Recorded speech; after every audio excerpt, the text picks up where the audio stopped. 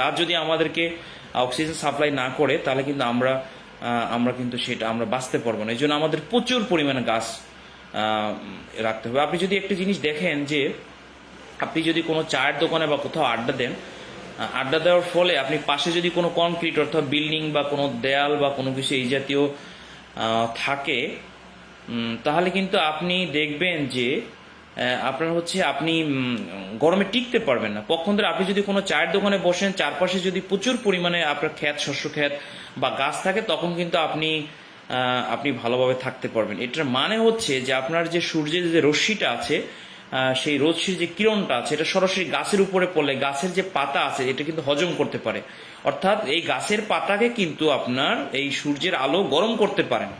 যখন কি করে আমাদের আবহাওয়াটা কিন্তু একেবারে ক্লিয়ার করে, এবং আমরা যে প্রচুর পরিমাণ আমাদের শ্বাসটা আমরা যে বের করি, যে গাছ যেটা গ্রহণ করবে,